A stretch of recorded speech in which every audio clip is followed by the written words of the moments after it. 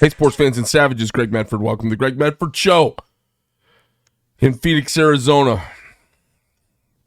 I basically had to take an emotional time out after the election just because things got so wackadoo here in Arizona, as I'm sure you saw. So we are shifting over for this season of shows and going to do some stuff that's off political topic.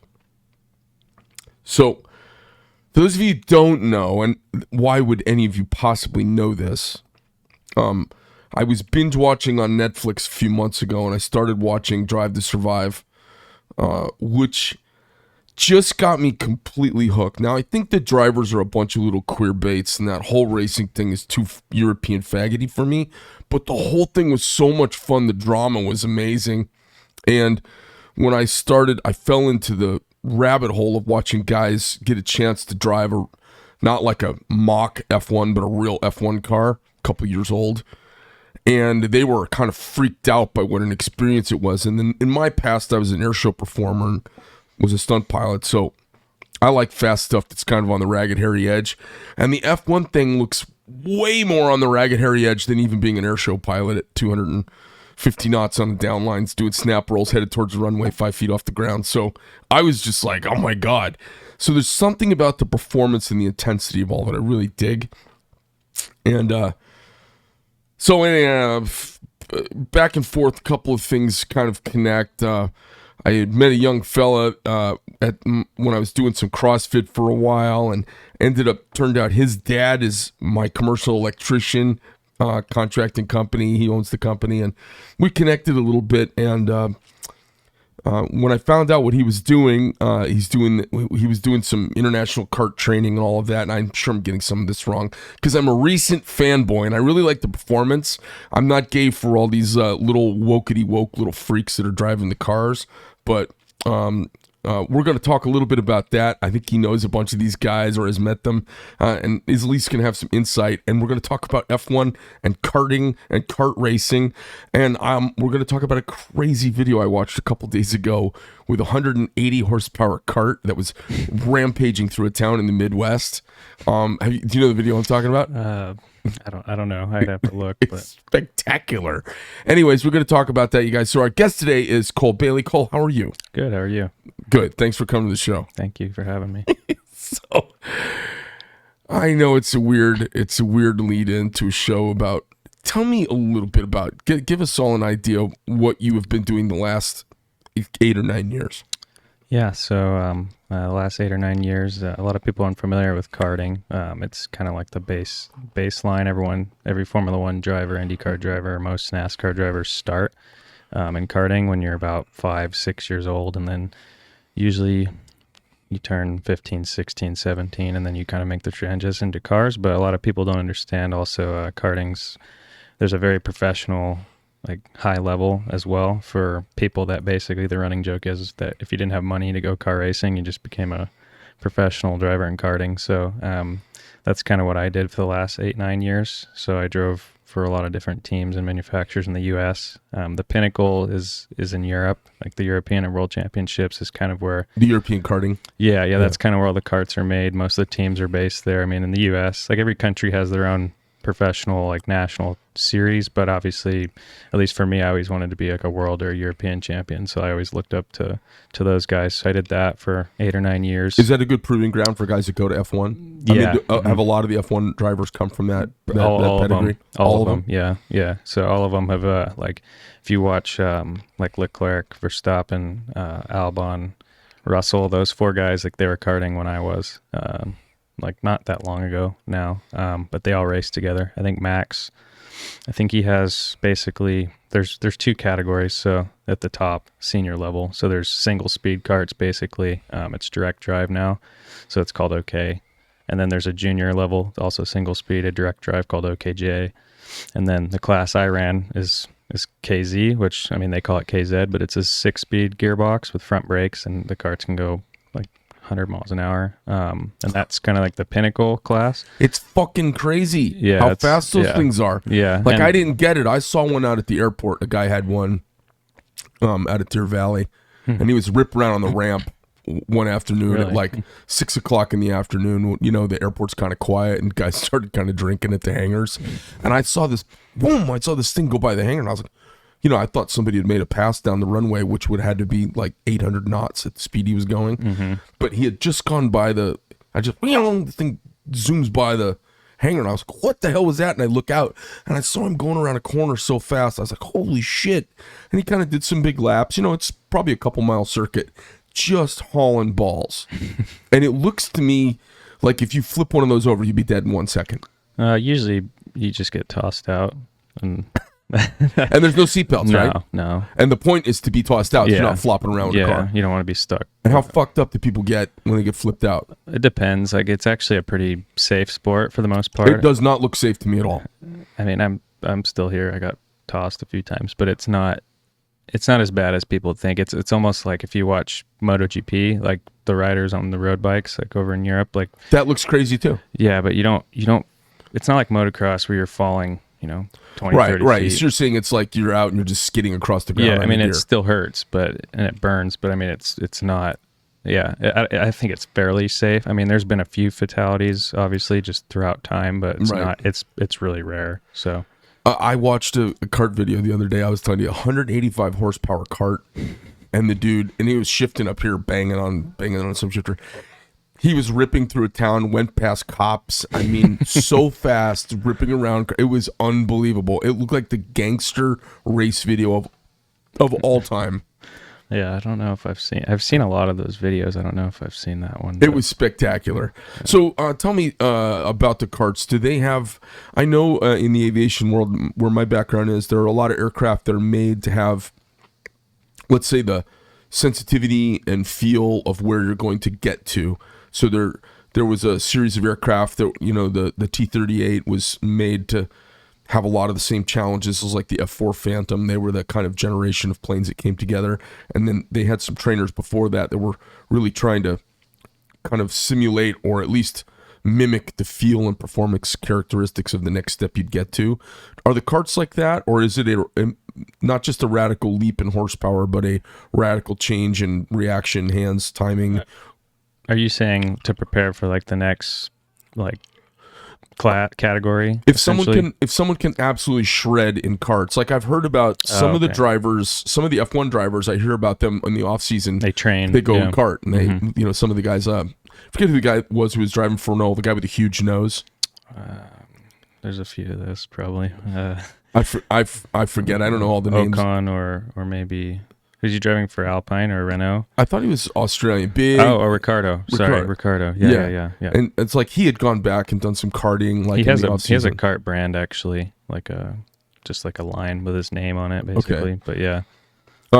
Does it have a similar kind of reaction and kind of a twitchiness? Have you had a chance to drive an F1 car? No. No, I never drove a Formula One car, of course, but I have a lot of the top drivers say like the class I drove, the KZ class, the gearbox class, is in a sense one of the like you could probably get. That's as close as a lot of people can get because the violence and aggression and like how everything reacts. Obviously, there's a huge difference with the tires, and like a car has downforce, you have wings and all that. And a kart, you don't have that. A car, you have suspension. A kart, like the chassis is the suspension. So like there's huge differences in that way, but just like the sheer acceleration, braking, it's probably in a sense somewhat similar. I don't think anything's gonna be the same as a shifter kart or a Formula One car. I think they're their own like worlds basically, but I've heard that's why the guys do a lot of the testing, because you can't go test a Formula One car. Like They have the testing ban and everything. So the closest thing they have is simulators. Wait a minute, what's the testing ban? What are you talking about? So there's the FIA, the sanctioning body. They basically passed a bunch of basically measures to restrict the costs, and it costs a lot of money to go test. Like, I mean, back in the day when you say to go test, you mean like off season, be trying new stuff out? Or even during the season. So they made a huge push now to just build these simulators where they can kind of just theorize and do everything on a simulator. But I mean, back when I was a kid, I think it was a little bit better, to be honest, because there was, to me, no matter what cost caps you introduce, the cream is still going to rise to the top. So I think restricting everyone's a little bit unfair. But you used to be able to test like the big teams, Ferrari, McLaren, Renault. I mean, this was before Red Bull, like early 2000s. I mean, it was just basically like how much money can the manufacturer spend, Toyota, and they would just have a separate test team that would go maybe just trying shit out. Yeah, 2-3 days a week, and it was insane. But yeah, they've kind of gone away from that now, which is a bit, I don't know. I don't really like that, but when you hear the rules, if you're not a racer or a fanboy, when you hear the rules from the outside looking in, it can be a little crazy. Yeah, I think that's the problem. I think a lot of people that are unfamiliar with racing, it's hard initially for them to get interested, because it's not as simple as like soccer or football or even golf, or like the regulations in Formula One change, 2, 3, 4 years sometimes. So it's a lot to wrap your head around. But there's also a crazy backstory. Like, I think the best thing that's ever happened for this style, for open wheel racing, honestly, is Netflix shows. Because you get a chance to see the process. How else would you, like, we don't need to see training camp to see the NFL. You watch because we all kind of we all have the kind of tribal knowledge about football as Americans, kind of grew up with it. We see it and we kind of get it. It's hard for Europeans to get into American football because there's a whole backstory behind the whole thing. It's the same thing for that style of racing, and the shows like totally captured me, because I've had zero interest in it ever. Because it was like, I don't get it. What's Le Mans? What? You can't even say it right. I don't even know how to say it. But then I watched the show and I'm like, oh man, this is crazy. So Ford versus Ferrari, that opened a lot of Americans up to European racing. And then the series, I mean, I talk to guys about it all the time who are kind of knuckle draggers, and they almost kind of whisper like they're watching like they're watching field hockey or something. Yeah. Hey, I've been watching this kart. Yeah, it's I think a lot of people, to me now, like people that never even knew anything about, because I grew up around it, so I was always a fan. And of course there was always there's still a big fan base in the US relatively since I was a kid. I mean, my dad, you probably don't know, but he worked on an IndyCar team in the 80s. So like IndyCar was always kind of seen as like our version of that. And a lot of people in the US either watch IndyCar or NASCAR. I mean, I grew up watching everything, so we always watched Formula One, but I never thought I would ever have random people from my church or my school, as a result of this Netflix show, just asking me about it and just being blown away by Formula One. It's crazy, right? It's insane. And I think Liberty Media at the time, they were the company that I think had something to do with it, the influence, and it was really smart because the way that they've made the show, it appeals to someone like me. It's not like too cheesy, essentially, and I can watch it. It's technical enough. Yeah, but then it also appeals to someone that's like never me. Yeah, exactly. Yeah, no, I'm telling you, and I can't wait to watch. I can't. I'm like, when is the next goddamn series coming out? Exactly. Yeah. And the thing is like I was talking to Jeff about it. You saw in Jeff's office. He's been into that for years, and he's been to Grand Prix and been to Monaco and watched all these races. Yeah. So I'm like, I want to go. I want to go to one live because it looks like it would just be like kind of awesome experience. Yeah, I've actually never been to a Grand Prix. I plan on it hopefully in the future sometime soon, depending on what the work situation is. But depending on what happens in Vegas. Yeah, I'd like to go to Vegas, but I always wanted to go to more of the European races just because as a kid I grew up watching those races. But I mean, Vegas sounds amazing too. So Monaco sounds crazy, but it seems like one of those things where I'd go there, and unless you've like been going for 30 years, you're just going to be like it's some corner someplace stuck somewhere, drinking California wine, people laughing at you and throwing grapes as you walk by. So talk to me. You did the professional karting. You did that for 9 years, 9 years. And what ended it for you? Honestly, I think it was burnout was part of it. So I was 20. I'm 25 now, so I was 24 at that time last year. And a lot of the professional drivers, like they kind of start, quitting or just retiring or just getting burnt out when you're mid to late 20s. A lot of the kids coming up are younger and younger, and then they go car racing when they're probably 17, 16 now. So it was partially burnout. I mean, the team that I was on, it was kind of like a dream deal. They gave me a contract at the beginning of the end of 2020, actually. 2020, sorry. And it was kind of like one of those teams that I always dreamed to drive for. Where were you driving? I was still based here. So we have a track here in Phoenix and then a track in Tucson, but most of the races are national. So like East Coast, Midwest, I think there's one or two big races in California. So North American circuit. Yeah. Okay. So yeah, I signed the contract and it was like, okay, this is a dream come true. We can do all the testing and development we want. Like, this is exactly what I want. What's the team? It was actually a comp kart. Okay. So they are, they've been around forever, and they're kind of like, I don't know if I can put it into perspective, but if you're familiar with like NASCAR, IndyCar, like to me, they were always the Team Penske of karting. Like everything they did was just perfect. Okay. And they still do everything fairly perfect. And you drove for them for most of that time? Just 2021. So before that, I had driven for multiple teams, but this was kind of like leading up to the ending of my driving career. And then meanwhile, I had also come on board as like a athlete manager and a coach for a London-based sports agency that basically they have drivers from karting, and then the goal is to get them from karting to car racing. So we had professional drivers, and they had me in charge of like the U.S. driver academy. So I would scout drivers, coach them, go to the races, do all the fitness and nutrition training stuff. We had a kind of a guy that would help with like the psychological side. It was an option at the time. So it was basically, it was the minor league. It was the feeders for trying to get to the majors. Yeah, in a way. But the kid, because in kart you do karting, and then usually you go to Formula 4, Formula 3, Formula 2, Formula 1, or you do Formula 4. And then after that, if you want to go sports car racing, you can go do that. You can do IndyCar. So yeah, I was kind of a scout and then a coach. So I did that for 2.5, almost 3 years for them, up until a couple months ago, actually. And then meanwhile, I was racing 2021 for Comp Kart. And then on paper, it was great. Like, team was great. Everybody was awesome, but we just didn't get the results that we thought we would get that year. And I was kind of getting burnt out towards the end. And I was like, all right, well, not going to renew the contract. It was kind of mutual. And I'm still good friends with everyone there. And it just didn't work out the way we wanted it to. And, maybe I'll be back one day to race, depending on how I feel. But that whole year was just... I think off track, the memories I have, like, it was amazing. And I probably learned more, ironically, driving with them than I ever have, so I'm always going to be indebted in that way. But at the same time, it just wasn't fun. And a lot of that was me too, because I put a lot of pressure on myself and I got burnt out. And I think that was kind of partially the reason. So I was like, all right, well, I'd rather go help the young drivers and work with them. And to me, that's actually more rewarding. So, is that what you're doing now? Well, right now I'm trying to figure out what I want to do. I don't know if I want to keep doing that or maybe go more into the sponsorship side and work in F1 and NASCAR and IndyCar is kind of one thing I really want to do. But I also love working with the drivers, so we'll see. Corky. I don't know who the guy is, but I fell into the rabbit hole about a week ago.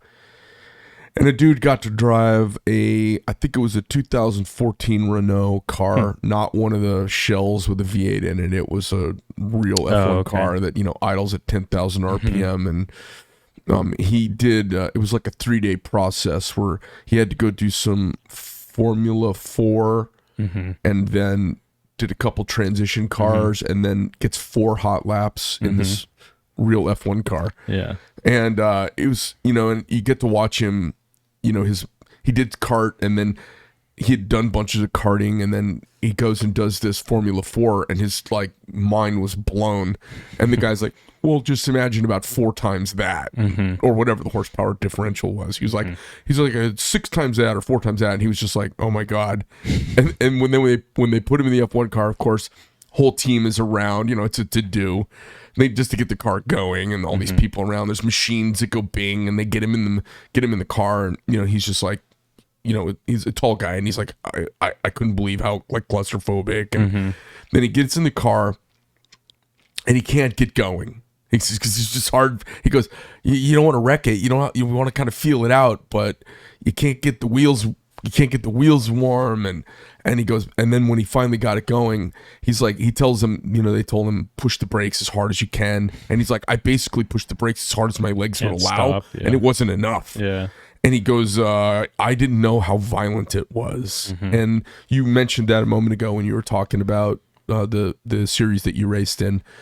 It's pretty violent. It's very athletic, isn't it? It's super physical. I think actually, in my opinion, karting is more, in a sense, physical and more violent because you don't have suspension. So when I raced, you could probably ask my parents this if you ever meet them, but constantly from when I was driving every week, your body always is black and blue, like your sides, your back, you're always sore. And then on top of that, a lot of the physical training that I would do. So that's why I was doing a lot of cross training for my whole career because, I mean, okay, like a final, like in karting, you usually do, on a race day, you do qualifying, which isn't that many laps. Probably 3 laps in my class because the tire was so soft. So you'd have 1 lap essentially. You do the warm up lap, a push lap, and then maybe the 3rd lap. But after that, the tire falls off the performance so much, you're just wasting your time. So you had 1 lap to do that essentially to get the sweet spot. And then usually, depending on the series, you had 2 pre-finals and a final. Sometimes it was 1 pre-final final. So like 1 pre-final would be, I don't know, 8, depending on the track, 18 laps. And then the final is like a 25 lap final. And when the track doesn't have a lot of rubber on it, it's still really physical. Like the average person can't even drive like a rental cart without feeling sore essentially. But when the track would have a lot of grip, because some of the karting tracks, like especially in Europe, the grip level is so high because the tire they use is different. And then also the lateral loads can be crazy. It's insane, yeah, and it's really physical because you don't have power steering, you don't have anything, so you're steering through this grip, and sometimes the cart gets stuck and it goes on 2 wheels. So you go into the corner and then it just gets violent, it just catches, and then it goes on 2 wheels, and sometimes people flipped over from the grip. And it's unlike car racing because car racing, a lot of the time you're looking for more grip always because you have suspension and stuff, so it's not going to get bogged down. A kart, like once the track takes a certain amount of rubber, a lot of like you and your mechanic or the team manager, you're always trying to take out grip from the cart because if it's overstuck, you don't want it to overhook. Yeah, exactly. You need it to have some slip. Yeah, so because it's just a solid axle. Yeah. So like when you go into the corner in a cart, like you turn and it has caster, and then the inside wheel is always going to lift. So then when you go around the corner, you want the inside wheel free. And then once you unwind the steering wheel, it sits down. Yeah. Yeah. So if you have obviously too much grip, then it's a problem. If you don't have enough grip, it's also a problem. So, how long would a race last doing the karting? So 25 laps is probably, I don't know, average track.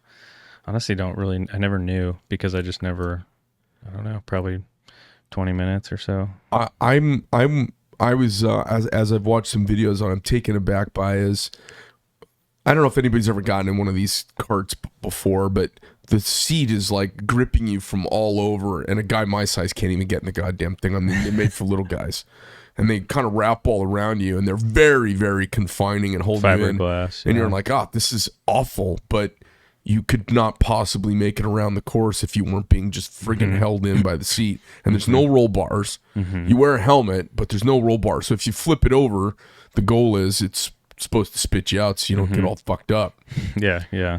Have you had anybody get killed since you've been racing? Not that I knew personally. I think there were a couple kids that got killed, I believe in the US, but I think they were like kind of freak accidents. So it's pretty safe. It's really safe. But yeah. It looks like it shouldn't be. Like from the outside looking in, when I see them go around, they're so fucking fast and they turn so okay, so if you're at an air show, okay, and I'm just relating like speed sports to what I know, okay, you see a jet fly by at near supersonic, just subsonic, Mach 0.93 or Mach 0.95. It's pretty fast looking, but jets are bigger than you think. You see an F-18 sitting next to a 737, you're like, oh, the jet's actually kind of big. And you see a little tiny jet fly by like the Harriers. They're a little tiny jet. Harrier jump jet flies by. It could be going 70% as fast, but it looks so much faster because it's tiny. The carts are so small. It's just like a dude in 4 wheels. Yeah. When you see them go by, it takes a minute for your brain to compute. So it looks, when I watched video, I just see guys' hands moving so fast, and I see their heads shaking, and then I see the violence turning left and turning right and getting slammed around. Are you kind of wiped out after a race? Yeah. I think I've always kind of seen it as because of my background. When I was a kid, I raced motocross, so it's kind of like a cross between a motorcycle and a car. So it's really physical. Like to be at the top level, it's really physical. The average person probably couldn't even really putt around without getting a sore neck at the end of the day. But Yeah, that's the part that looks the craziest to Yeah. me. And there's no like Hans device or No. brace for the neck or head or anything. they have, I mean, the juniors have to wear them, and then anyone under junior, so the cadets and the juniors have to in the U.S. But I mean, once you, I think, reach 13 or 14, I can't remember, you can choose to not wear one. So I just never wore one because it's just, to me, it's not comfortable. Like I think it messes up the posture. But yeah, I mean, it's definitely a lot of neck, shoulders. I mean, your whole body, your knees get beat up from the tank, your hips, your back. Like it's, yeah, it's a really physical sport for sure. But no one can really compartmentalize it unless they've probably done it or they have like an understanding, like you're saying. But yeah, a lot of people don't understand. It's extremely physical for sure. Yeah, I mean, it looks like, all the guys seem to have a very similar physique. First of all, super young. What's old in F1? 30 is retired. Yeah, pretty much. Yeah. It is a game for young men with amazing stamina and recovery capability because it looks like it would tear you up. Who's the guy that that was dominating for a decade there, driving for Mercedes? What's his name? Oh, Hamilton. Yeah. Is he still dominating, or did No. the other guy won finally? Verstappen. Yeah. This year he didn't. Hamilton went winless, I believe. Actually, Russell, his teammate, won in Brazil, I think, last month. But that was it. So what happened to that team? They dominated for a decade, and now they got to find some new cheat to be faster, or they got to find much. somebody else. Yeah. That steering thing they did was crazy. The DAS. Yeah. Did DAS. everybody start doing that? No, I think they changed it or outlawed it. I think, but I don't know. That was the one where under certain... It would change the toe, I believe. Under the wheel. When they were slower, when they were faster, right? In a corner, like I think when they got on the brakes, the wheel would go forward, I believe, or something, and it kind of adjusted the toe. And then when they got... The pressure of the wheel. Yeah. And then when they pulled back, it dampened it, right? Yeah, which I thought that was... Fucking genius. Clever, yeah. Fucking genius. I mean, leave it to the cuckoo clock making motherfuckers of Germany to come up with that. Yeah. That was hilarious. I remember when that popped out and they showed a video of it. On board, yeah. And I was like, oh, that's sneaky. Yeah. Yeah, the wheel kind of popped in and out to do that. So so now is it Red Bull that's who won? I mean, I only know because of watching the series. I don't watch the... Yeah, Red Bull last year was close, and then this year they just... dominated, slogged. Like it was game over. Like I think Max won 14 races maybe or something insane. But I mean, karting, he was the same. He was always that way. So he was a beast. Yeah. Oh yeah. I think he won. And he's a German, right? He's Dutch. Yeah. Oh, he's Dutch. Okay. Yeah, his dad raced. His dad was really good actually too. A lot of people don't give his dad credit, but Jos was really good. He was actually Schumacher's teammate. I don't know what year that would have been, 94, probably 95. And he was good, but I don't think he ever had the right situation to be able to like win races, but he always outdrove the machinery he was in. But I mean, Max is just in karting. I think he won the senior single speed. Like at the time it was called, it's okay now. So he won that world championship and I think European championship. And then he also won the gearbox world championship the same year, which is, I don't know how many times that's happened. I think the only other time that might have happened was, I don't know, 20 years before. I could be wrong on that. But Jarno Trulli did that, and he was another Formula One driver that was good. So, yeah, winning both premier classes doesn't really... It's a rare thing. Yeah, in karting. Because usually you're kind of in karting, and then once you hit 15 or 14, 15, you start testing the car, or 14, and then you're kind of out now. So I think Jos left Max in a little bit longer, which I think was fine. He raced Leclerc, beat Leclerc in that. Russell, like they all raced each other. So, you know any of the up and comers that fanboys should be looking out for? Yeah, I think a couple. So one guy that we had actually at the agency I was working with, Oliver Behrman. He's where's he from? He's from England, but he's basically super talented, really nice kid, really nice family too. But he's actually a Ferrari junior driver now. So he had won a world championship in karting and then went straight to, in 2020, he did some F4 stuff, was already fast straight away. And then last year, 2021, he dominated the German and the Italian Formula 4 championships, which I don't think has been won by I don't think both of them have been won in the same year by a driver ever. I think he was the first to do that.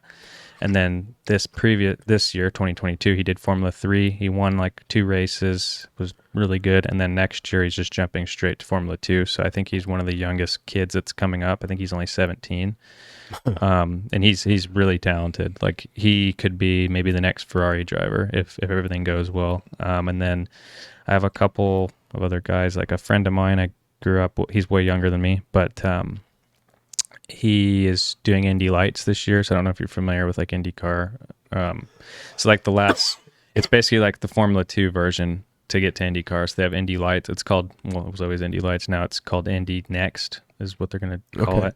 But he's jumping up into that, and his name's Jagger Jones. I knew him from karting because I raced on one of the teams with him, and he was always in the mini and the junior karts, and I was always the gearbox. So I was always kind of way older, but his grandpa's Parnelli, so his grandpa won the Indy 500, and then his dad PJ was, won Daytona 24-hour, raced IndyCar, and he comes from a really strong lineage, race heritage. Yeah, but he's really good, super good, nice kid, really talented. So I think testing, he was telling me that he was doing pretty well. So what's the racing? What's the profile of a racing kid? Are they rich kids with indulgent fathers? Are they legacy kind of hillbilly racer types? Is there a kind of is there a profile? Nowadays it's a lot of like wealthy fathers, or just you have a big backer behind you, like somebody that's like there's a kid from Barbados that's in Formula 3 or 2.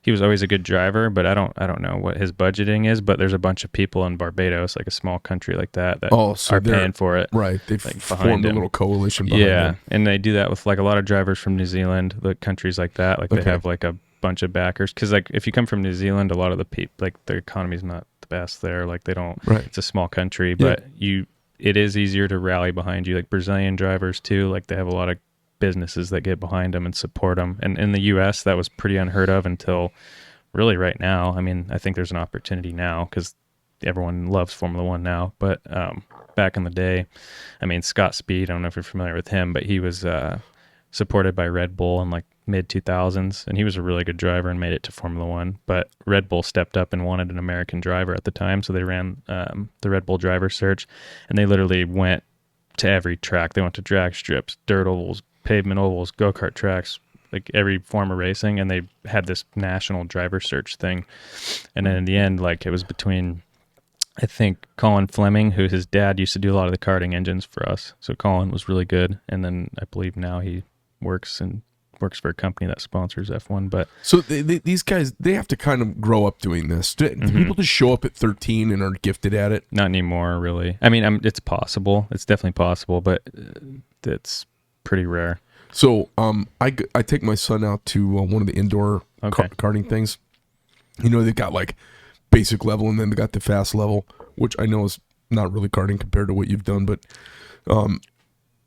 I go I do the hot laps in their fast sessions, which are super fun. Mm-hmm.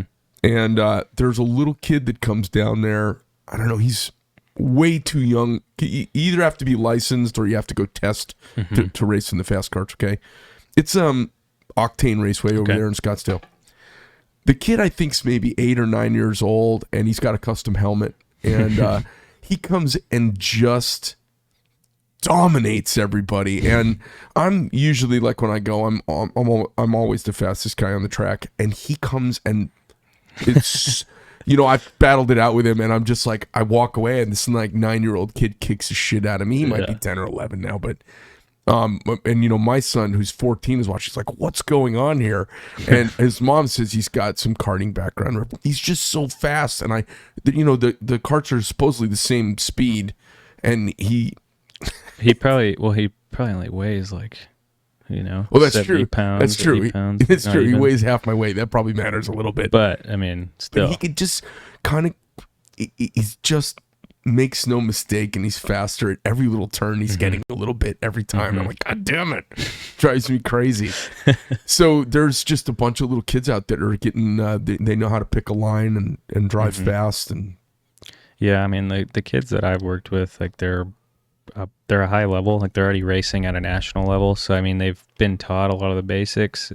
up to that point. But at the same time, I think any driver needs to be reminded a lot of basic things too, because you can get lost basically in the sauce. So like during a weekend, if you're off the pace, or like, you know, maybe the team's upset with you or whatever, or there's different people kind of barking orders. Like my job was mainly to be like the mentor or the coach, and then also filter the information, because a lot of kids, they can't really explain what the kart's doing. Because you go out and do a session, and then you come in, and then you have like the data engineer, like a telemetry guy, is asking, okay, let's go over the data, let's go over the onboard video. Right, and the kid's just like, hey, I just started wearing shoes.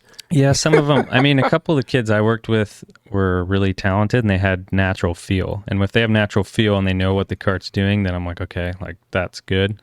But I would still be the filter, because they're still prone to just, especially when they're frustrated. Like I had a kid recently that I worked with that had a lot of feel, can just tell me what the kart's doing, but I would still have to watch every session to make sure. And like when he'd get frustrated, he would just be like, oh, well, it's doing this.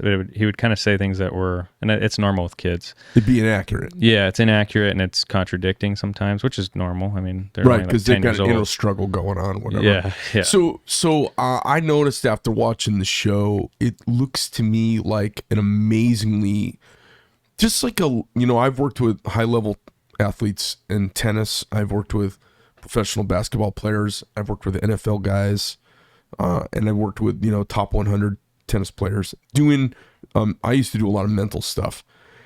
At that peak level, it seems like the mental component of it is gigantic. Mm-hmm. Yeah, I think that's, I don't know. I think that's probably, I would say, the most important. I think, in a sense, because at least in karting, you have, you know, 5-6 sessions a day to go out, like practice sessions, like on a race weekend, like on a Thursday or sometimes a Friday, depending on the series. You have a bunch of chances to go out and fix things. And when you get to cars, I think the mental game's bigger, because when you're in F4, F3, you show up to a weekend and you're not the headline series. You're just a support series for IndyCar or Formula One or whatever it is.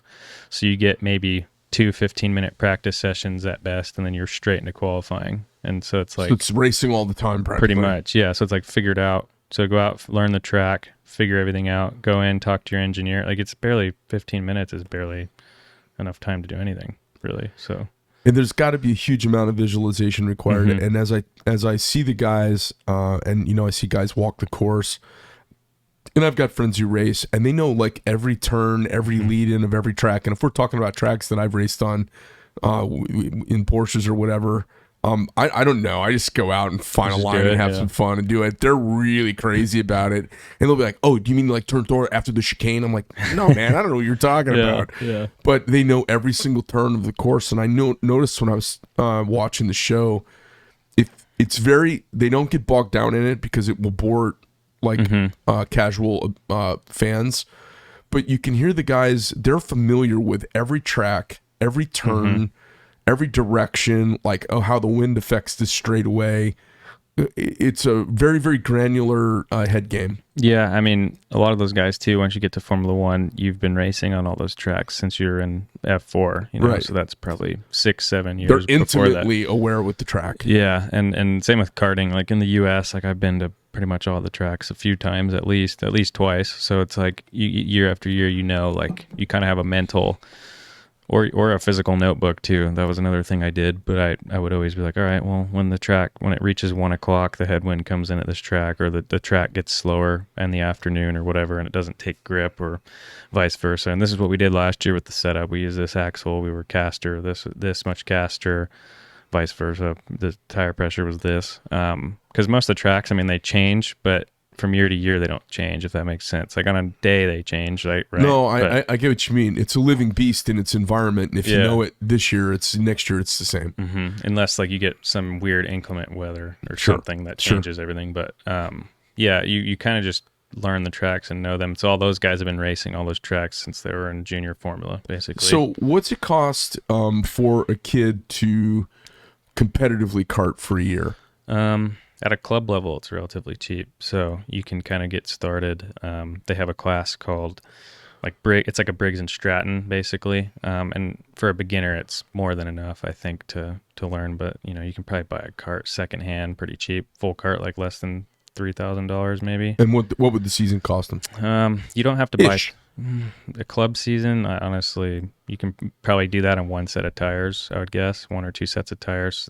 Entry fees, I would say $3,000 probably for a full season. That might be So high. 3,000 for the cart, 3,000 for season. Yeah, at a club level, yeah, that might even be high. You could Okay. probably do less than that, really. But Are there a lot of kids out there that are talented but don't have the money? that's a lot of, yeah. There's a lot of people, yeah. All right. What if I wanted to sponsor like 10 drivers to do 10 seasons like that? Well, so like the clients I had, I mean, not just them. I mean, we did it fairly cheap because the agency I worked for, like, they knew all the teams. We always negotiated good terms. But I mean, some kids in Europe spend, I mean, for a season of European karting, you can spend 150 to 300,000 euro or US dollar, which at that point you're almost That to starts being F4. grown up. Yeah, which I think that's a lot, but at the same time, I mean, yeah, it's Once someone's talented, are there people to step in and pair with, or it depends. or Yeah. if you reach the end of your dad's checkbook, your kind of career ends? Well, in karting, you don't really get many corporate partners. I mean, the guys that go professional, your racing's paid for, but you're also working for the team. Essentially, it's like not the team, but the manufacturer, almost like a slave. Like a lot of guys in Europe, they go out to the track and do driver training for the younger drivers. They work in the factory, they run the dyno. So it's kind of like, are you getting paid to work for them, and then your racing is just free? But that's professional karting, Right. So, yeah, car racing. I mean, a lot of the guys won't get paid until they're make it to the top level, and it's partially like it's a percentage of probably what a sponsor's the total sum that they're paying the team. They probably get a salary out of it, is usually how it works. But yeah, it's definitely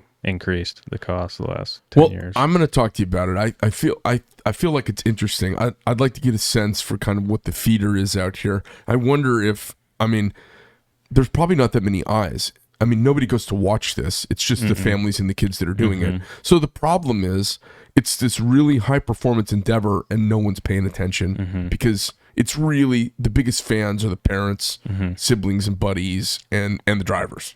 They're the biggest fans of that group. Yeah, and club level, you're never really going to get fans per se. I mean, we do have in the U.S. the biggest race of the year is in Vegas at the end of the year each year, and it's kind of in the Rio. It's changed locations, so usually it's in the Rio parking lot.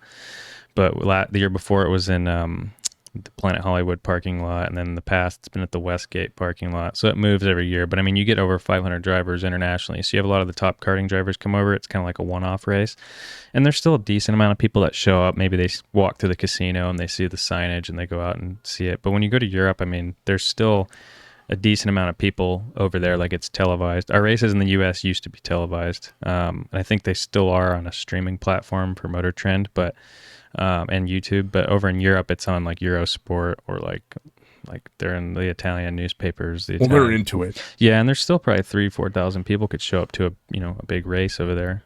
So it's definitely different. But I mean, back in the day here, like late 90s, I think it was, like all these races that we had, they're on ESPN. They had a couple street races. They had one called Momo Grand Prix, which was, I think, in the Anaheim Stadium, or not in it, but like in the parking lot for the Angels, and that was on ESPN, and that was huge. But it was part of a festival, so it was like you had a big go-kart race, which I thought was kind of smart, and then they had all these other events around, so it got all these people here, and it was on Sports Center. And then we had one more recently called Lancaster, so they're essentially like temporary circuits. It'll be interesting to see, a lot of times these shows, like when Orange County Choppers came out, there were 50 little spin-offs of it that used that exact same formulaic approach. Be interesting to see if they were to do it with karting, because I bet there's a lot of cool drama around the kids and their families kind of like scraping it together to go out there and try and kick ass and do this. They had one in 2013, 14. I don't know how many seasons. It was terrible, but it was called Kart Life, and it was like a really terrible reality show. But they've kind of, there's a couple guys on YouTube that do a broadcast for all the karting in the US now, and they do a really good job. And they've kind of put out a Drive to Survive type of like YouTube series. It's, forget, it didn't really have a name, but the YouTube channel is called Kart Chaser. So my friend runs it, and he's kind of the producer and everything. It was kind of his brainchild, essentially. Now it's taken off, and now they have a full-scale production operation, and they're a bunch of college kids. Like, that have like backgrounds in videography and stuff, and they do an amazing job. Like it's kind of something I always wanted to see, and I think you have to pay to subscribe, but they have a lot of free content as well. So they're really doing a good job with that. But yeah, it's my goal was to do like a Drive to Survive type of thing, but it was hard to pitch it because a lot of people don't understand it, which I think was the same as F1. But now people, if they understand it, I think they'll buy into it, and I think they would find it more fascinating than even car racing. But that's kind of one thing I always wanted to do, but I don't know. The big thing, you know, the F1 is it's a grand scale. Like if you look at the McLaren operation or you look at any of the race operations, and if you begin to touch on the rules and you understand how they have to build a car from this period to this period, and they just have to go race, it's unbelievable. Oh, it's absurd. It's amazing. You know, like every now and I don't know, what was the team a couple years ago? Was it they just skipped the season? Was it McLaren? No. You mean the development? In the development, they just skipped the whole season. They like decided to just start next year's car early. You mean? No, they just passed on a whole year of racing because they weren't ready in time. I don't remember. Who's the family? British family. The kind of, it's a private. Oh man, I wish I knew all the names a little bit better.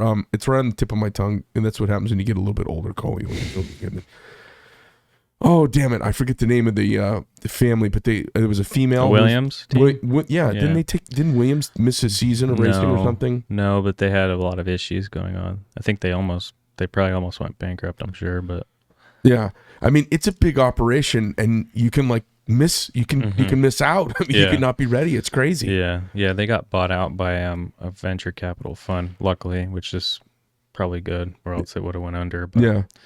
So, but yeah, those guys, I mean, when I was a kid, Williams was the top. It was like Williams and McLaren. Like they were like even before I was born, for about 10 years, but even before that, they just sweep the floor with everybody. And they were always the top team. So it's kind of weird now to see them kind of at the back. They do have, their driver lineup for 23 is exciting. It's Logan Sargent's actually the first American that they signed. He's the first one to start a race, or he will be, since I think Alexander Rossi in 2015 or so. So it's good to see him. And he was a karting world champion. I remember him and his brother in karting were amazing. What's his name? Logan Sargent. Okay. And I think... What a great manly name, Logan Sargent. Yeah, I think they're from Florida. And then his brother was also really talented, and he did NASCAR for a little bit, and then just, I don't know what he does now. I think he just lives a normal life. So what do you think happens with the Haas team? Do they ever get it together with that German guy leading the I hope so. Yeah. I would love for them to get it together. Yeah, Gene, he's invested a lot of money into that. Yeah, thing, he has. So it's I helped him get some of that money, all my Haas machines here, for God's sake. I saw those. I was like, oh, this is cool. Let's see, and it's VF, so I'm like, that's what their car model's called. Yeah, pretty cool. I was thinking about what was the other kid that I wanted to talk to you about? Well, it slipped out of my mind a little bit, but the whole thing's kind of crazy. I've enjoyed the hell out of watching the Drive to Survive series. I can't wait for the next episode to come out. I'm not really set up. I don't have any broadcast television or anything, so I don't have any way to watch like live races. I don't even know when they happen, so I don't even follow it. I don't want to ruin the season because I don't. You just wait. I just wait. You're like, I don't know who won this year. You're like, how are you a fan? I don't know. Well, I only watch the show. Yeah. It'll be interesting to see if the show does something to expand people's consciousness to kind of get into it a little bit. I think the woke thing is. I think the whole woke thing and kneeling before the racing and all that, turning it into a big racial awareness thing. I think it's a loser for the sport in general. I think everyone's just had enough of all that crap. Can you just drive the goddamn cars and drink champagne at the end? Yeah, I don't like that. I think it's changed a little bit now since 2020. So hopefully it seems like they've dropped the agenda a little bit. But you look at other sports, like they weren't doing it. Like MotoGP didn't do it that I recall. I don't remember them doing anything like that. IndyCar, I don't think really did much. NASCAR actually did a little bit, which I don't understand. But I think they were trying to make up for that whole noose debacle that turned out to be phony. It wasn't even real. Right. Yeah, that was that part's a little tough because I'm like, I don't like it, but Well, so you've got basically the world's your oyster right now. You're trying to figure out your next thing. Yeah. So I kind of, like I said, want to work in the sponsorship side. So within F1. So the agency I was with, like, I dabbled a little bit on doing sponsorship deals, like brokering essentially for teams in Formula One and IndyCar and Premier League, like soccer and stuff like that. So that's kind of the direction I'd love to go. So whether that's Formula One would be the goal, but I mean, I would be open to IndyCar and NASCAR. So I have a couple options that I'm trying to develop there. And then I love working with the drivers. So if I can do that, that'd be great too. But one of the fun things that's happened in the last few years is Gene Haas flew me and a couple of guys up to the Brickyard 400. That's cool. To sit in his box with him and kind of watch the races. That was great fun. And I'm sure you're familiar with the Indianapolis Speedway there, but it's got also opens up and does a kart road course there. That's not the big oval. Yeah. Have you raced on that course? No, there's a big track. So they started doing that, I don't think too long ago, like 2018 maybe. Yeah, it was a couple years ago. 19. But yeah, it's called Battle at the Brickyard. So it's not like a professional race per se. It's I'm sure there's some fast guys that show up, but it's more just kind of like club level and then run what you brung type of thing. But it's kind of slowly becoming a highlight one-off. But there's a big track that we go to all the time for all the big races in Newcastle, which is, I want to say, an hour. Newcastle, where? Pennsylvania? No, it's in Indy. So it's like it's a little town, middle of nowhere. It's an hour east, I think, on the I-70 if you just keep going. And Mark Dismore, who was an IndyCar driver, built it and owns it. And it's one of the nicest tracks in the country, and it's amazing. I mean, what kind of track? Is it a kart track? Yeah, okay. Yeah. So it's about a mile long. It's massive. And it has a lot of like really fun blind corners, elevation change, like super long straightaways. And it's probably one of the best tracks in the country. And that's a track we go to quite a lot, actually, to do big races. Very cool. Yeah, they do have one at the Brickyard. I mean, they have a bunch of crazy stuff going on there. The motorsports and speed and being close to the ground is just so fucking cool. It feels way faster too when you're that close to the ground. Oh yeah, I'm sure. Is there anything on the horizon with electric karts? Yeah. So last year, there's a company called. Are you probably familiar with Rotax? They do yeah. So they make a karting engine, like a spec one, and they've made it like that. To me, that's like as spec as you can get. So that's literally like their whole deal's kind of cool if you're like into spec racing. And I think like for like a hobby karter, they're all 2-stroke engines, but you can go get a Rotax and you just pound around and it'll last forever. But there's an event they do. It's called the World Final of Rotax, and it's essentially like the Olympics. So like each team or country gets a team. So I went in 2021 with Team USA. One of my drivers went, but you have like Portugal, US, England. Every country gets a team basically, and you show up in each class. Like it changes events each year or locations. So last year's in Bahrain. So the Formula One track in Bahrain, like they have a karting track, which is literally probably the nicest karting track I've ever been to. It's literally like the Formula One track, but miniature. It has like that's garages, cool. Lights, like hospitality overlooking the whole cool. thing. That's super cool. It's amazing. And how about the track? Is the track the same layout? No, it was its own layout. Okay. But yeah, it was amazing. And so basically each class, they have like mini, micro, junior. They all have the exact same kart, like brand for each class. So everyone's on the same kart. You go get your engine, you go get your tires, and it's basically like as spec as it gets. So you can only change certain things on the kart. So it's kind of to make it all about the driver. And I think that concept's really cool. And that was an amazing experience to go do. But they had they're developing electric kart, and it's really heavy, really big, really cumbersome, ugly. Like it doesn't look good. And the karts are slower than the 2-strokes. And it'll probably get faster one day, but I'm not really into electric. Listen, I think the electric thing. I look. I'm a radial engine, fast airplane guy. I like Merlin engines. I've had fighter aircraft and all kinds of cool stuff. And I thought the electric car thing's just so gay. Not in a sex way, just in an inappropriately unmasculine way. EV. And yeah. I drove a Plaid, and I was like, okay, it's fast. I mean, I drive a 911 Turbo, for God's sake. I like fast cars. Yeah. I got in a Rivian SUV the other day. They've got a Rivian place they opened around the corner, and we had one of their engineers come through and said, "Oh, you got to come over." And I went over and test drove it, and I kind of rolled my eyes. My head almost exploded. The car, it's an SUV. It weighs 7,500 pounds. It's not as fast as my Porsche, but almost. The torque. And the takeoff and get going is like a turbo. It was unbelievable. And I was like, okay, well, just from a pure motorsports perspective, I appreciate this so much. Yeah. I'm like, I think I'm going to get one. I mean, it's so cool. Yeah. I'd rather have a flat six turbo, but yeah, it's definitely, I mean, it's going to come a long way, but I also think there's a lot of stuff behind the scenes that people don't pay attention to that it's not good. So, oh, you mean like the environment and all of that? Well, like, you know, they're getting really good recycling the batteries now. So, I've talked about this too. It's only good for the environment if you look at it through a soda straw. If you look at the whole life cycle of the product, it's not necessarily great for the environment. But from a selfish me going around like motorsports thing, holy shit! Yeah, and you don't ever have to do the brakes on them because they're like it's expensive having fast cars. These things are rip-roaring. Like, I think they're too fast for, like, house to be driving the kids around. Yeah. Because it'll go 125 miles an hour so fast. And you can't even hear it, too. Yeah. Which is kind of dangerous. It's bizarre. Yeah. It's, everyone's kind of going that way. So they have Formula E, which has been around for 8-9 years now. And it's basically like Formula One, but like electric, essentially.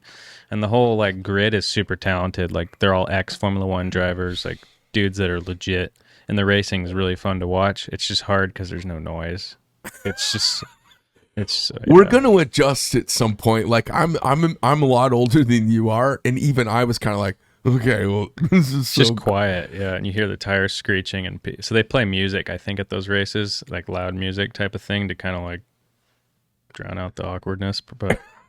The racing's good, so it is an awkward silence watching quiet racing because in Formula One it's deafening and you can hear it for miles. Yeah, and then they have Extreme E, which is basically the same thing but like an off-road series. So everyone's kind of doing their own, trying to go that direction. That's hilarious. So I think Rallycross has it too. But yeah, it's kind of the way everything's going. It's funny too because Americans who haven't been around that kind of thing, they don't realize how loud it is. Yeah, no, like it's super loud. F1 cars, I think they rev at 22,000 RPM or something crazy. Do you know how fast they? I don't know what the turbos, but the V10s were really loud. Those were like 19,000 RPM, 20,000, and those things were like ear piercingly. No, crazy. Like, and you can hear them from miles away. Yeah, it literally like hurt your ears. Yeah, like it was.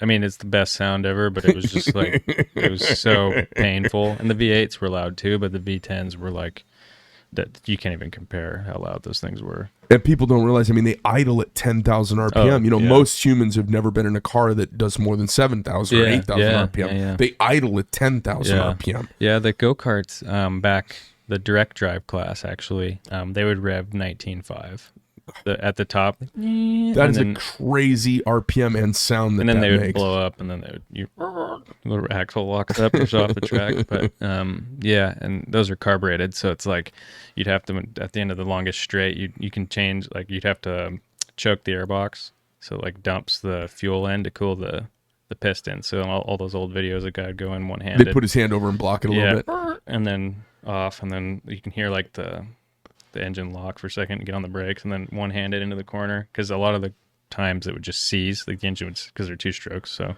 okay, so I'm weird. I am such an analog dude. I love that. I love that whole era of like the world's fastest Indian. These guys like building shit in their garages and then dragging it out to the salt flats and racing them. It's gotten, everything is so like, I watched this thing the other day. A dude drives an F1 car. When they come back, they played his national anthem with the RPM of the car. Have you seen him do that? I think I have seen that video. Yeah. I'm like, oh my God. Everything has gotten so high tech. I hate all the 20 computers attached to a thing. I really love that whole era of Carroll Shelby. The guys out there like racing it, and then they get some wrenches and adjust it, and they talk and adjust it. Karting is still kind of analog. Oh yeah. The only thing that's not is you do have data systems on the carts with like a tiny little screen that shows like lap time, temperature, but they've had that since probably at least the early 90s, so it's not new. I mean, everything's still carbureted. It's all two-stroke engines. Like you have one mechanic, one driver. Mechanic does all the work. It's kind of like old school. It's kind of like motocross still too, in a sense. But yeah, you don't really have. You have like a telemetry engineer, a data engineer. But that's not even. It's just you pull it up, plug it into a computer after a session. You look at the trace. And they can give you some feedback. Yeah, you can kind of look at like GPS, speed trace, like all that. But. So I had a guy at my house the other day, friend of a friend, sat down, and turns out he was on the Ferrari team, and he wasn't on Team Ferrari. He was on Lend from Goodyear tires. So the tire companies they can't. I forget there's some rules about how they can be involved in race teams. At least when he was doing this. So this is back in the 60s. And he's a mathematician, and he works for digital. He's pretty high up at digital, the theoretical mathematician. And he came up with the dynamic suspension. So they came up with this idea to put this immediately adjustable, magnetically adjustable strut component on so that they could change camber and toe and everything in real time while the car's driving. Oh, that was active suspension. Yeah, that was cool. So he's the guy who kind of came up with that and did all the math for it and was looking at the data and building the programs to adjust, doing that for Team Ferrari while they dominated.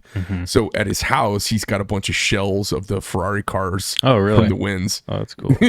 Yeah. I want to meet this guy. I know. I was sitting there going, okay, you're kind of my hero because this is kind of he lives here? Yeah. Yeah, he lives down in on the other side of South Mountain, down by one of the digital facilities. I want to see that guy's collection. Super cool.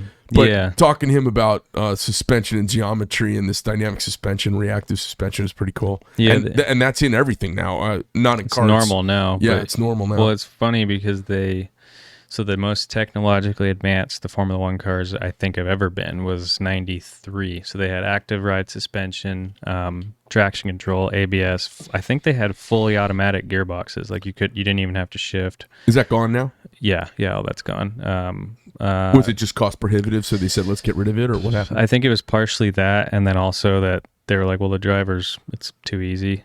So they banned it for 94, and then they had a bunch of accidents, and one person, Senna, got killed in 94, which a lot of people like theories behind it are that they basically designed the cars to run on all those systems, and then the FIA was the sanctioning body was like, yeah, we'll just take the systems away, and then the guys will drive them. And a lot of people say 94 was like one of the hardest years to drive, and so it ended up, two drivers got killed. Senna and Ratzenberger got killed, and whether that's directly why, I don't know, honestly. But the cars looked really hard to drive. So that was, I don't know. And there also wasn't a way to police like the traction control. Like there were certain engineers that would come up back then, like 94, 95. I don't know if you had like a big laptop on DOS or something, but you would plug in on the grid before the race would start.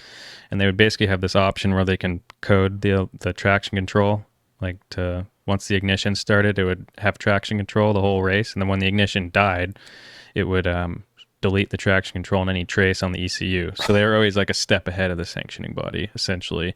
So there was no way for them to like fully police it. So they had traction control basically until I think 2004 or end of 04, 2005 maybe they got rid. So everybody's always trying to cheat everywhere they can. Yeah, everyone cheated. I mean, there's a whole theory behind that. Like, I want to say Schumacher won the championship in 94, and everyone said, oh, he had traction control, he had start device. I mean, there's YouTube videos of like VHS cameras at a lot of those tracks when they do testing back then, and like you can hear him come off the corner, and you can hear like traction control, like the sound of it when he gets on the gas. Like it's this weird, like you can hear it adjusting. Yeah, it's like the cutting sound. Yep. And you're like, okay, but then you're like, there's no way the other teams didn't have it because everyone's cheating at that point. So it's like, I think everyone was doing it. A lot of people point the fingers at one team, but it's like, I'm pretty sure they just cheated better. Yeah. That's how I see it. Yeah, that's crazy. Yeah. What do you think's the deal with Porsche? Are they ever going to get back into Formula? I mean, I thought it was going to happen this year, and then something happened with the deal. I don't know what happened. Do you have any idea what happened? I think it was, from what I heard, they wanted to control more than what Red Bull probably wanted them to, because they bought in, and Red Bull's like, well, we want to run our team, and they probably were like, well, and I could be wrong on that. We want to do it German style. Yeah, and that's, well, Red Bull's Austrian too, so it's like, I don't know. That's what I heard. I don't know if it's true, but apparently they wanted to control maybe more than Red Bull wanted. But it's not shocking if you know anything about Porsche, I've been a Porsche guy for a long time. They are a obsessively controlling bunch. Yeah. But they dominate everything they do. I know, they're so good. Yeah. I heard a guy say a great line the other day. He says, I'm not sure what Porsche is going to be doing in 20 years, but they're going to be making a They'll be at the top. 6-cylinder, horizontally opposed, 4-passenger, really fast fucking car. Yeah.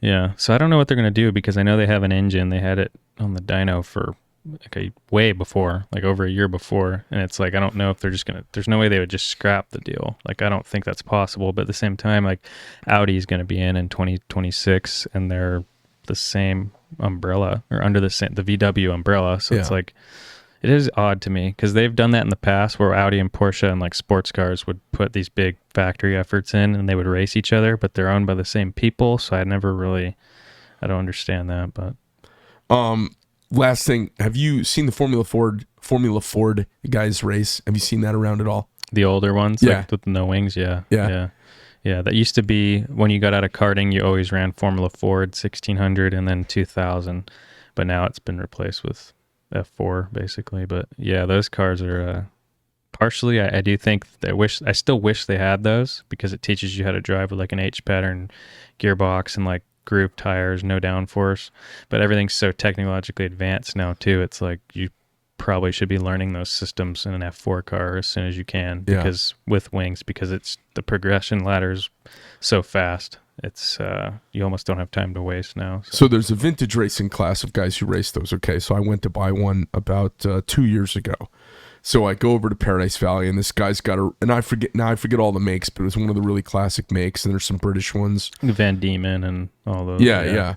So I go over, and I'm like, it's a really nice car, and been taken great care of. It's not, some of them are rode hard, put away wet. It looked almost like a show car, and I was like, oh, I'm gonna race this. This is gonna look awful in 2 years.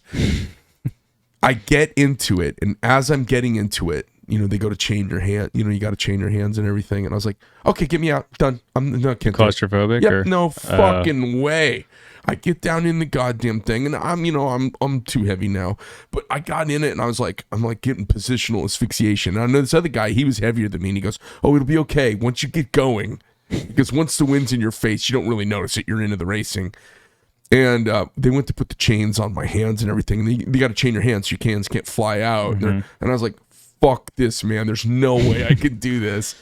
It's if you ever get strapped in one of those, it is an exercise in deep breathing and trying to find a peaceful place, because I don't see how the guys get strapped in and can handle it. Yeah, I don't know. When I was a kid, I was like somewhat claustrophobic of just single-seater cars like that, like where you'd sit in it and you're like, I don't like this because I'm lower than everything. Oh, yeah. But then as I got older, I was like, I don't really care. But yeah. Usually it's the other way around. Usually as you get older, you're like worse about getting confined. Yeah. Well, listen, been fun having you in. Is there anything that you want to tell us about that you're up to today, or do you have a website or someplace where people can go to, or something that you want to support? Rebuilding my website right now. But if you go on Instagram, I use that most of the time to keep people updated. It's Kol, Kol _Bailey, Bailey. So if you're interested in learning more about just karting or motorsports in general, or what I'm up to, or or if you got a business and you want to support some racers, he knows how to connect people. Exactly. Yeah. If you want up and coming talent and to be associated with them as well, I can put you in the right direction. So maybe at a racetrack near you too. I don't know, but all right, cool. Well, appreciate you coming in. Thanks for being here. Yeah, thanks for having me. All right, sports fans, that's the show. Our first show on racing and tracks, and maybe we'll do more. It sounds like fun. I'm out.